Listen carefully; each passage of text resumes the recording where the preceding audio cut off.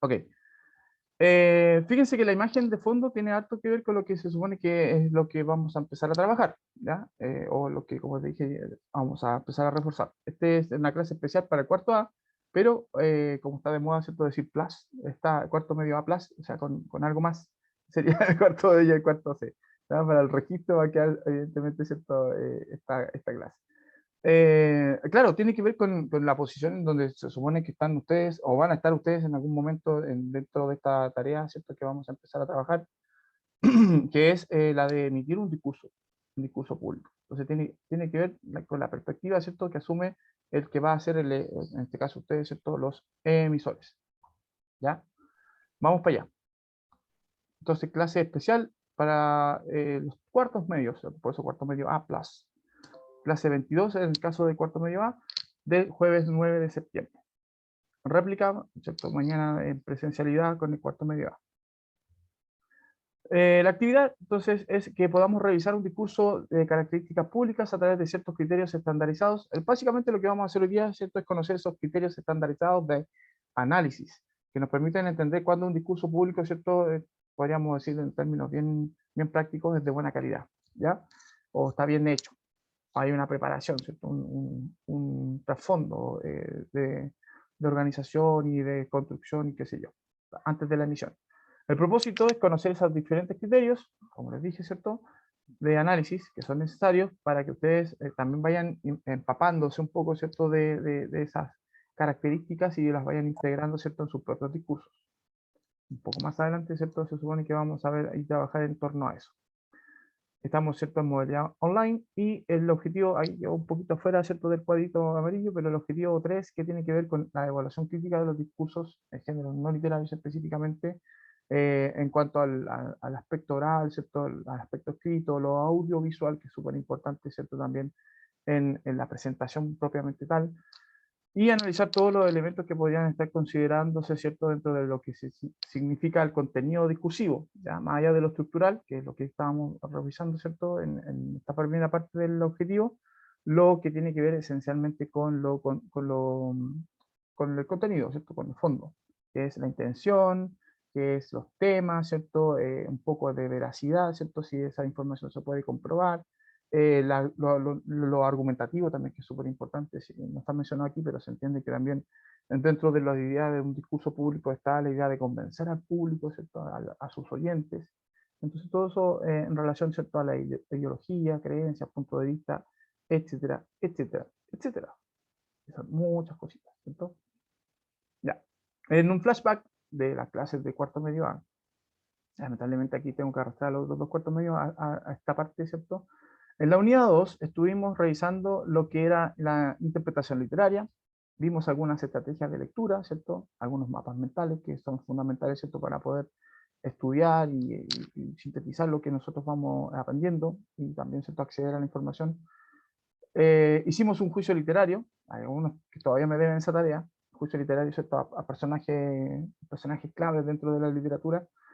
Se supone que estamos en la parte de diálogo argumentativo, a propósito también como una forma permanente de ejercicio, y lo postulamos a propósito de lo que era un círculo lector, ¿cierto?, donde se podía conversar acerca de la literatura, de las lecturas, ¿cierto?, y no sé, por la apreciación que podamos tener frente a objetos de arte, como por ejemplo una película, una serie, un cuento, un corto, lo que sea. Y también estuvimos revisando algunas obras contemporáneas de la literatura, también, ¿cierto?, algunas menciones que hicimos a las obras que estamos leyendo, ¿cierto?, a propósito de lo que viene. Estamos hablando de La Remolienda, que podemos considerar una obra literaria contemporánea también, ¿ya? Ok, en eso, súper bien. Hasta ahora, nada que decir. Excelente.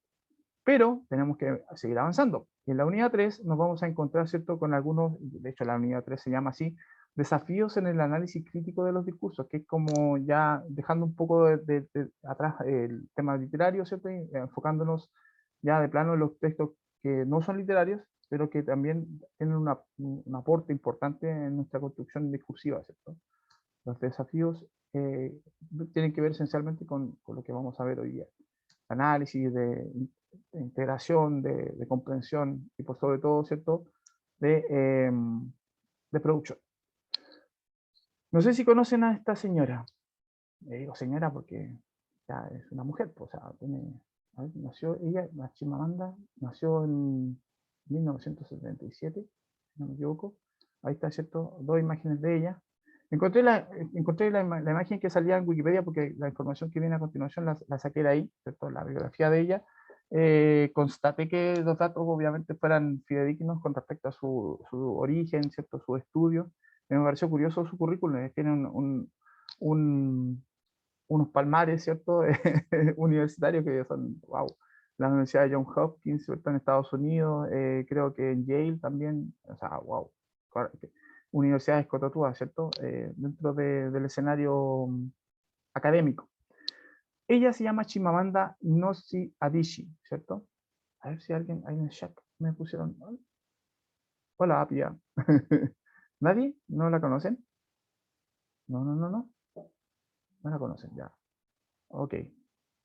Chimamanda es una escritora, preferentemente escritora. Nació el 15 de septiembre, va a estar de cumpleaños la próxima semana, ¿cierto? Ella es una escritora, como le dije, básicamente los temas que abarcan sus obras literarias, que son bastante interesantes, ¿cierto?, de revisar. Están, entre otros, ¿cierto?, el feminismo, la inmigración y el sexismo, ¿cierto?, en la política, la problemática racial también, ¿cierto? También todo en un contexto muy, muy actualizado. O sea, no ella colgándose, ¿cierto?, de la contemporaneidad de discusión, ¿cierto?, sino básicamente ella proponiendo temas de discusión. Una gente bastante activa desde el punto de vista, ¿cierto?, de lo que se entiende como activista, ¿cierto?, valga la redundancia. Su obra dice, todos deberíamos ser feministas, o We Should All Be Feminists, ¿cierto?, ha vendido más de 500.000 de ejemplares, considerando que son textos, ¿cierto?, ensayísticos. En el año 2003, mientras se encontraba estudiando en Connecticut, ¿cierto?, publica su primera novela, La Flor Púrpura o Purple Hibiscus, que fue muy bien recibida por la crítica y la que recibió, ¿cierto?, el premio de la Commonwealth Head, ¿cierto?, Writer Prize o The Best First Book en el año 2005. O sea, del 2005 hasta ahora, igual poquito tiempo de producción artística y literaria, y eso es bastante significativo porque todas sus obras han tenido impacto, ¿cierto? Luego escribió la acción de su segunda novela, ¿cierto?, que se llama Medio Sol Amarillo o Half of Yellow Sun del 2006. Así titulada en referencia al diseño de la bandera de la nación de Biafra, se desarrolla durante la Guerra Civil de Nigeria. O sea, el contexto de la historia, ¿cierto?, que ella cuenta ahí. La obra lavada, ¿cierto?, por otros, entre otros, ¿cierto?, por Achebe, obtuvo el Orange Prize of Fiction del 2007. En 2009 publica una colección de relatos breves titulada The Thing Around Your Neck, ¿cierto?, esa cosa alrededor de tu cuello. 4 años más tarde lanzaba Americana, ¿cierto?, así, con esa como coloquialismo, ¿cierto?, decíamos Americana, que mereció el premio del Círculo de Críticos Nacional del Libro en Estados Unidos, ¿cierto? La obra, todos deberíamos ser feministas, We Should Be Feminists, ¿cierto? Es su primer ensayo y la obra americana, 2013, será adaptada luego, ¿cierto?, a una serie coproducida por las actrices Lupita Nyong'o, ¿cierto?, y Danai Gurira, que son actrices connotadas, ¿cierto?, de nacionalidad nigeriana, tal como ella, son compatriotas de ella. Actualmente ella vive en Nigeria, o sea, se devolvió, fue inmigrante, ¿cierto?, en Estados Unidos, estudió harto tiempo en Estados Unidos, se preparó bien, ¿cierto?, en Estados Unidos y está de vuelta, ¿cierto?, en su país original y impartiendo talleres de escritura creativa y también, ¿cierto?, dictando otras cátedras, ¿cierto?, como profesora en la Universidad Nacional de Nigeria, si no me equivoco, y también, ¿cierto?, en Estados Unidos. Fuente Wikipedia. Ok, de ella vamos a escuchar un discurso que se llama algo así como el peligro de la historia singular, ¿no? ¿Cierto? La idea de este discurso, ¿cierto?, es como un poco reflejar ese problema que se tiene desde el punto de vista, ¿cierto?, histórico, de que la historia se cuenta desde una sola perspectiva, ¿cierto? Y no se consideran todas las, eh, todas las aristas, ¿cierto?, que pueda tener específicamente un hecho histórico. Entonces, a propósito de eso, ella hace esta mención, y con eso, ¿cierto?, abarca no solamente problemas que tienen que ver con lo social, sino también, obviamente, bueno, dentro de lo social, con el racismo, con, obviamente, ¿cierto?, con el feminismo. Y fíjense que lo que está pasando, ¿cierto?, en varios países del mundo, en donde están empezando a retirar como estatuas de importantes personalidades, ¿cierto?, de la historia. Por ejemplo, en Estados Unidos sacaron la de General Lee a propósito de racismo. Se supone que General Lee propició dentro de su carrera militar y su política eh, la esclavitud, o sea, era un esclavista, de hecho. Entonces, que hayan hecho un tremendo monumento, ¿cierto? Y que han hablado de tremendo monumento, para hacer una estatua gigantesca de bronce, eh, eh, sigue representando esa estatua, ¿cierto?, de alguna manera esa idea. Entonces, claro, como los tiempos van cambiando y específicamente como se van incluyendo nuevas visiones con respecto a los hechos históricos, se van también tomando en juicio, ¿cierto?, justamente la participación de estos personajes históricos. Cristóbal Colón, Pedro de Valdivia, eh, General Lee, entre otros. Escuchemos entonces a... Voy a poner pausa por si el copyright nos salta, ¿cierto?, en el sentido de cómo se va produciendo, ¿cierto?, el discurso propiamente tal. O sea, que tiene alto apoyo técnico, aparte de la preparación del expositor y todo, ¿cierto? Hay un soporte técnico súper importante que tranquiliza, ¿cierto?, la labor del expositor en particular. Bueno, esos detalles son los que nosotros tenemos que ir contemplando a la hora de analizar un discurso público específicamente. Y fíjense que hay otra característica que tiene el discurso de la Shimamanda, ¿cierto? Que es ese nerviosismo en su voz, si no se dieron cuenta, como, la vez que iba como respirando, te hacía como una respiración como de contención nerviosa, ¿cierto? Bueno, le falta un poco de relajación. Seguramente eran sus primeros discursos masivos, ¿cierto? Se entiende que las charlas TED son discursos que van a permanecer replicando en la nube, ¿cierto? En la web. Y abarcan un público masivísimo, ¿cierto? Muy, muy grande. Vamos a hacer un análisis rápido de la situación de enunciación.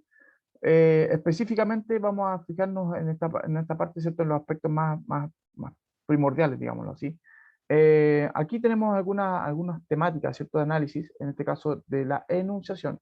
La finalidad de esta enunciación en particular, ¿cierto?, dice aquí, es tratar de persuadir y convencer, más que persuadir, ¿cierto?, convencer el temblor de la voz, ¿cierto? Sí, sí, Carlita, exacto. Hay como un suspiro como profundo, y al vez como que genera ese nerviosismo, esa muestra de nerviosismo.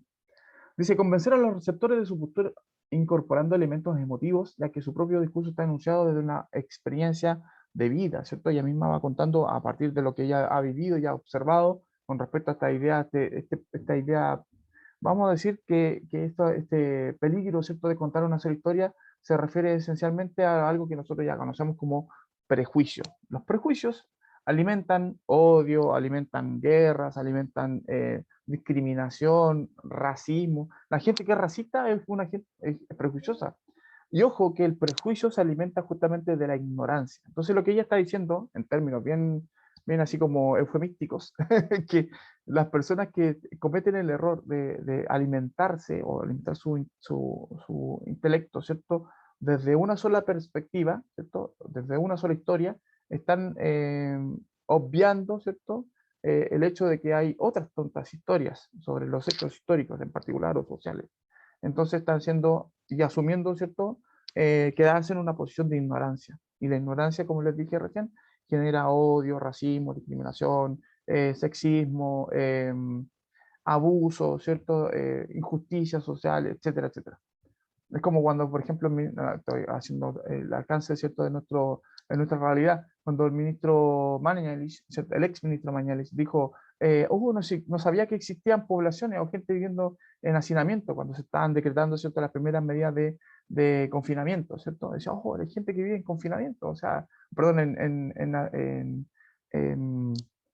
en asedio, ¿cierto? No sé, como todos hacinados. Como una persona que se supone se precia de ser el ministro de Salud, en este caso ex ministro de Salud, ¿cierto?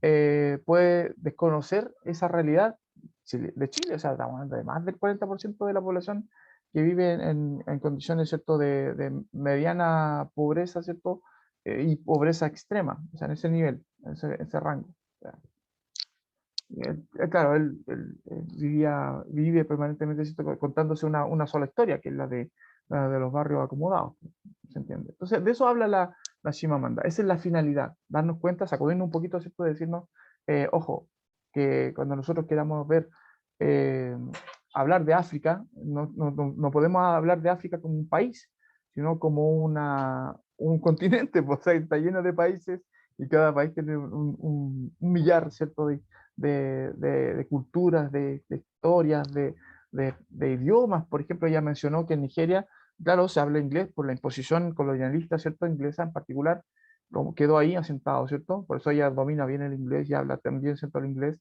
pero hay dialectos o idiomas paralelos al oficial, ¿cierto? Que se hablan y como dialectos, ¿cierto? Pertenecen a culturas que conforman Nigeria, pues. De hecho, hay un tremendo drama con respecto y por eso se derivan las consecuentes guerras que hay intestinas, ¿cierto? En ese continente y en varios de sus países, ¿cierto? Porque arbitrariamente se dividieron los territorios desde el punto de vista extranjero, ¿cierto? Del colonialismo, ¿cierto? Se dividieron los territorios y no se respetaron los hechos de que antes de existían ya una cultura. Luego hay que revisar a los participantes, luego hay que revisar el contexto en el que se da la enunciación, ¿cierto? En qué situación se encuentra y cuál es el medio de transmisión. Eso tenemos que también ir analizándolo y considerándolo dentro de nuestra análisis, ¿cierto? Específicamente de cómo se enuncia. ¿Ya? Vamos a otro cuadro esto lo vamos a hacer con el cuarto medio de la mañana, así que lo vamos a seguir completando. En la pizarra lo vamos a hacer en vivo y en directo, ¿ya? Pero para que tengan en consideración, a propósito de los análisis, ¿cierto?, de importantes elementos. Aquí un análisis que tiene que ver con los recursos lingüísticos y no lingüísticos. Considerando, por ejemplo, dentro de lo no lingüístico, la apariencia, como ella está vestida, ¿cierto?, que también es importante. Generalmente los emisores de discursos públicos tienen una presentación formal, ¿cierto? Dada el contexto en el que se presenta este tipo de enunciación. Entiéndase, ¿cierto? Justamente eso. La gestualidad. Y ahí, por ejemplo, lo que dice la Carlita con respecto al nerviosismo de la voz. Es importante porque así, de hecho, el público como que siente cierta empatía con la emisora y se empiezan a reír de las situaciones que ella va contando como anecdóticas y van participando, van así, siendo cómplices, ¿cierto? Porque podría también presentarse un público frío así, y decir, oye, pero como ella se pone nerviosa y no ser empático, ¿cierto? Al ser empático, ella también va soltando un poquito ese nerviosismo que le está embargando en un momento inicial de su presentación. Esos son elementos importantes dentro de la gestualidad. Como ella también se va entregando, ¿cierto? A través de la risa, a través de compartir esas experiencias personales, cómo se va soltando, ¿cierto? Su rostro tenso al principio, después, ¿cierto? Más relajado, la voz en sí, etcétera, etcétera. Recursos lingüísticos que vamos a considerar, por ejemplo, las palabras que utiliza, la forma en la que ella denuncia, ¿cierto? Evitar el coloquialismo, ser más formal, usar algunos verbos, algunos pronombres dentro de su presentación, expresiones valorativas. De hecho, ella hace, por ejemplo, también menciones a autores estadounidenses, pero no los tradicionales, ¿cierto? Sino aquellos que son desconocidos también para la mayoría, el público mayoritario, ¿cierto? De lectores de ese país, por ejemplo. Entonces, alude también a la realidad de lo que sucede a propósito con la frontera entre Estados Unidos y México, como los prejuicios que existen, ¿cierto? Entre otras cosas que van como recursos retóricos, van como alimentando su tesis, ¿cierto? Que es esta del peligro de una sola historia, de contarnos una sola historia. Bueno, aquí, claro, el pelo cubierto por el pañuelo, la usanza, ¿cierto?, tradicional de Nigeria, representándose así, ¿cierto?, su cultura. La función de eso es justamente que se reconozca su cultura. Eh, y, bueno, usar comillas con las manos, hacer esos gestos con el rostro, ¿cierto? Y usar el movimiento corporal para poder ilustrar de alguna manera la ironía, la risa, ¿cierto? La complicidad, la pausa que hace, ¿cierto? A propósito de introducir la participación del público también. Eso también lo vamos a completar mañana, lo otro, ¿cierto? Y finalmente el análisis que tiene que ver con la estructura de la argumentación, cómo está presentada la argumentación de la Chimamanda en particular, ¿cierto? Aquí tenemos que hablar de la tesis y los argumentos. Específicamente la tesis, sabemos que ella habla del peligro del peligro de la discriminación, de las otras, no más que discriminación, de los prejuicios, ¿cierto? El peligro de ser prejuicioso, el peligro del prejuicio alimentado, ¿cierto? Básicamente por la ignorancia. Por eso habla de una sola historia, hace como una suerte de vuelta larga para explicarnos eso que nosotros sabemos que es peligroso, ¿cierto? Vivir en la ignorancia. Por eso que es importante, ella dice, a propósito de su trabajo, de cimentar un poco la cultura en su país, de abrir bibliotecas, de fomentar, ¿cierto? El ejercicio de escritura y de lectura, etcétera, etcétera. ¿Ya? Todos esos elementos, a propósito, como análisis, se van a ir aplicando, obviamente, en este discurso. Ella, seguramente aquí ya más grande, más madura, de 43 años, la Chimamanda, ¿cierto? Tiene una perspectiva diferente con respecto a cómo se maneja discursivamente, y así nosotros también tenemos que ir haciéndonos de partícipes, ¿cierto? De justamente de esta idea. Es posible que podamos comprender las intenciones comunicativas subyacentes y la ideología con nuestra preparación. Por eso también tenemos que ir fomentando, ¿cierto?, la observación, la crítica. Las charlas TED están para eso. De hecho, justamente en la plataforma TED, ¿cierto?, hay una serie de exposiciones, de charlas, que nos van a ir permitiendo, el Banco BBVA también hace lo mismo, de ir mostrándonos, ¿cierto?, distintas presentaciones, distintos autores con sus distintas perspectivas con respecto a los problemas que subyacen, ¿cierto?, a toda la cultura, a la cultura occidental y universal. De hecho, ver y conocer, por ejemplo, a personalidades de otros países, de otras realidades, eso también va a nosotros enriqueciendo, ¿no? Como viajar un poco, ¿cierto? También, ahora que no se puede mucho, pero es eso, conocer a otras personas, otras ideas, otras culturas. Y eso básicamente es como desafío crítico de los análisis, perdón, desafío de los análisis críticos de los discursos. Eso es lo que permite, ¿cierto? Que a nosotros, no solamente como espectadores, sino después transformándonos, ¿cierto?, en emisores. Bueno, aquí un recordatorio para el cuarto medio A, que todavía hay plazo, o sea, hoy día y mañana, creo, por eso son últimos días para que presenten su trabajo de los juicios críticos a los personajes literarios. Que no se olviden de eso, háganlo ya, ya, ya. Y para los tres cuartos medios, ¿cierto? Acordarse que el próximo libro que tienen que leer es La Remolienda. En el enlace, no sé si necesitan los otros dos cuartos medios, ni necesitan algún apoyo, pero hay un enlace en Classroom que pueden pedirme, ¿cierto?, a mi teléfono, algunos de ustedes lo tienen, lo pueden compartir, no hay ningún problema, correo electrónico, qué sé yo, para que me pidan, ¿cierto? Está el texto, tengo el texto y tengo un enlace para la obra, para que la puedan ver y disfrutar, ¿cierto? A propósito, porque es una comedia más que un drama, ¿cierto? De Alejandro Zípica, una muy buena obra de teatro. Eso, pues, chiquillos. Importante del análisis crítico de los discursos públicos específicamente, posicionándonos como lectores, como receptores, pero también en un futuro, ¿cierto? Ojalá como emisores. Y a partir de estos discursos que también nosotros podemos aprender cosas, pues en el caso de la presentación de Chimamanda, ¿cierto? Nos está enseñando derechamente a no ser prejuiciosos.